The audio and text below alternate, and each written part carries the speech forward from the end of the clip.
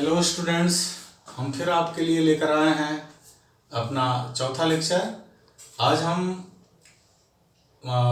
Shridharacharya method से जो formula drive किया था उसको देखते हैं।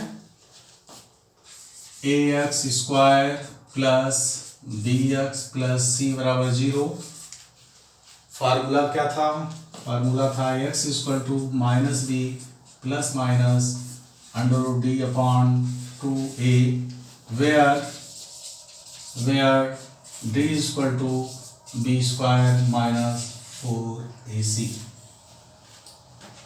आप जानते हैं कि इस फार्मूले के आधार पर हम पिछले वीडियो में ये सीखा था कि how to solve the quadratic equation.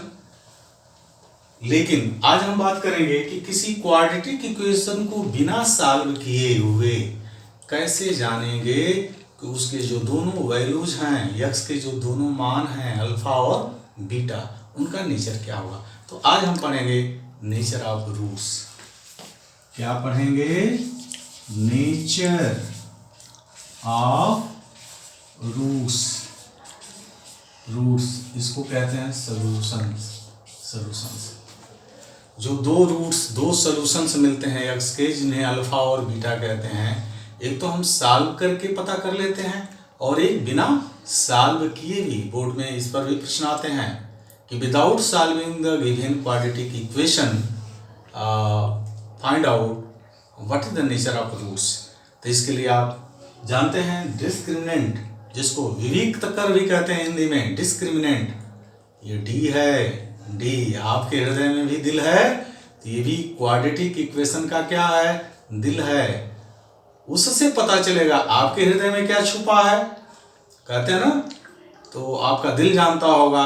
उसी तरह से क्वाड्रेटिक इक्वेशन का जो दिल या हृदय है वह डी है, जिसका मान होता है बी स्क्वायर माइनस 4ac।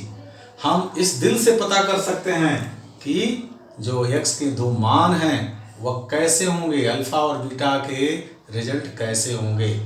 तो नेचर ऑफ रूट्स में हम सब कुछ डी के हेल्प से निकालते हैं।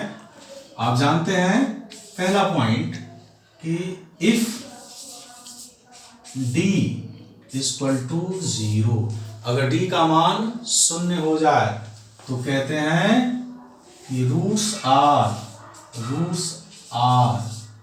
Repeated are making perfect square,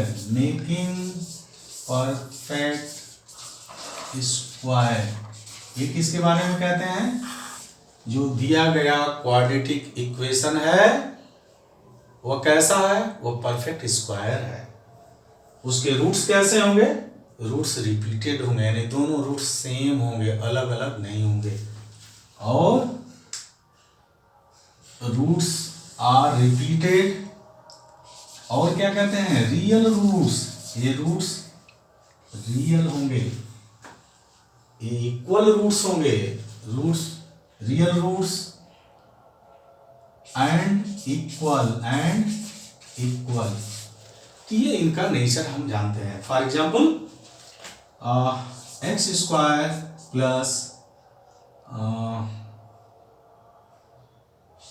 4 plus 4x equal to 0, या स्क्वायर से लिखते हैं x square plus 4x plus 4 equal to 0।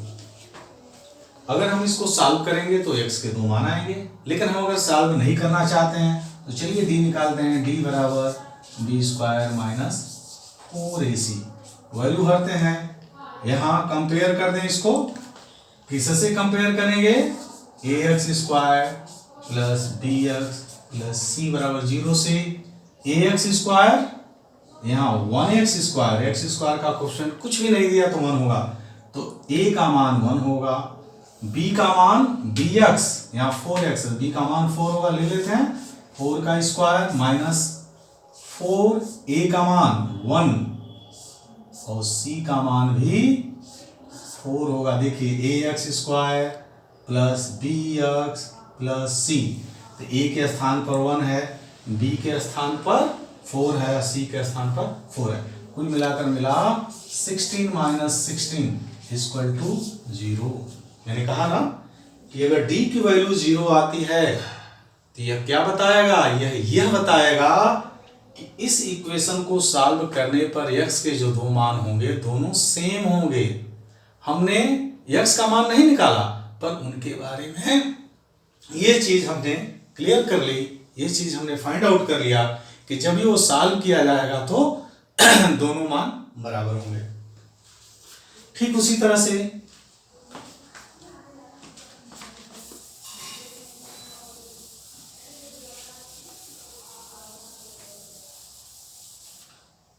दूसरा नेचर है कि if d greater than 0, d greater than 0 तो क्या होगा, d ग्रेटर देन 0 तो इसका मतलब होगा कि बोथ द